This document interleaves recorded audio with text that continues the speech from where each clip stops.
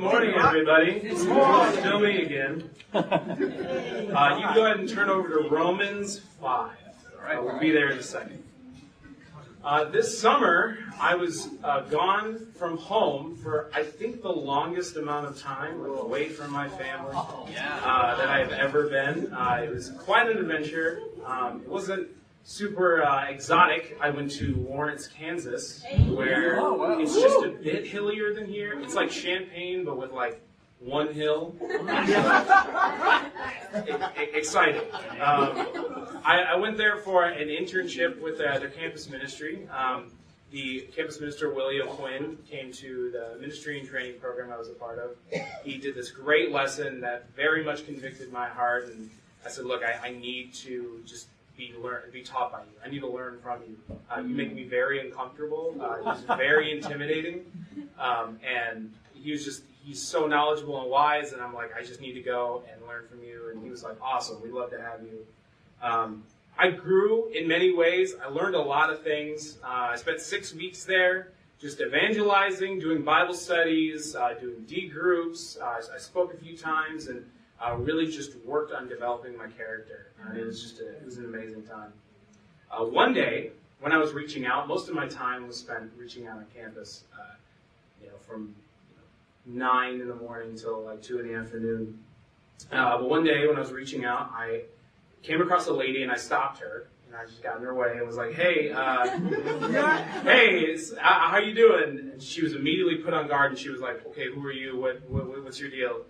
And I said, oh, sorry to bother you. I'm just going around. I'm part of this church here in town, and I'm just wondering if anyone's just interested in checking it out, or wanting to know God better, wanting to deepen their relationship with God. And she paused for a second and went, "Oh, no, never," and walked away. And normally, this happened quite a bit. Maybe not this extreme, but there was a lot of rejection, obviously. But this was a bit later in the day, and so it hit a little harder. And as she was walking away, she turned around and she goes, "Oh, unsolicited religion." And I'm like, I'm just inviting you to church. And this is the response I got. It irritated me to think that just inviting someone could be met with such opposition. I think I must have told the guy who was reaching out later in the day, I must have told him 3 different times that this happened. It just stuck with me and got under my skin. And the first time I was like, yeah, you won't believe this lady I ran into. She did this one. He's like, wow, that sounds hard.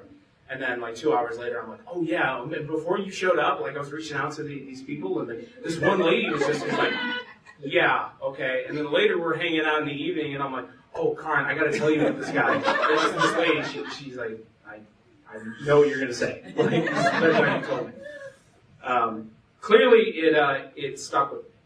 And it bothered me for a few days even. I think it happened on a Friday, and it bothered me until Sunday.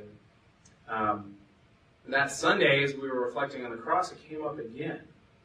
And I actually realized how often I can have that kind of mindset when it comes to my relationship with God. No, I don't shout at God like, I never asked for you to die for me. I never do that, but sometimes my life can reflect that. And I act as though God's actions were unsolicited by me. Why should I have any reaction to what you did? I didn't ask for it. Let's look at Romans 5, 6:30. Paul writes, you see, at just the right time, when we were still powerless, Christ died for the ungodly.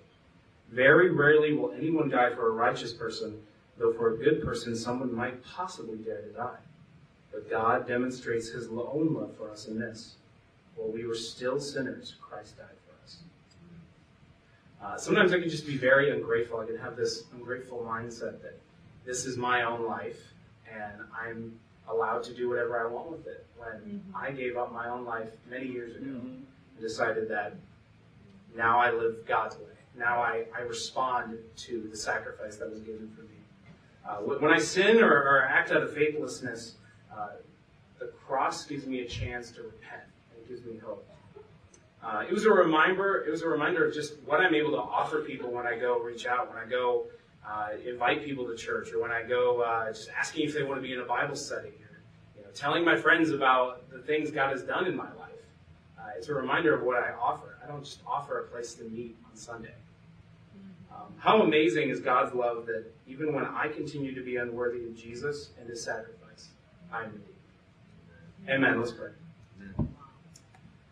Father, we're so grateful for you and your Son. We're so grateful for the love that you have shown us. We're so grateful for the cross, God, that you would give everything up for our sake and give us a chance to have a relationship with you, to be redeemed, and to one day be with you forever. Lord, I pray that in this time we reflect on our lives and maybe the ways that we haven't totally lived with that mindset or lived with that truth.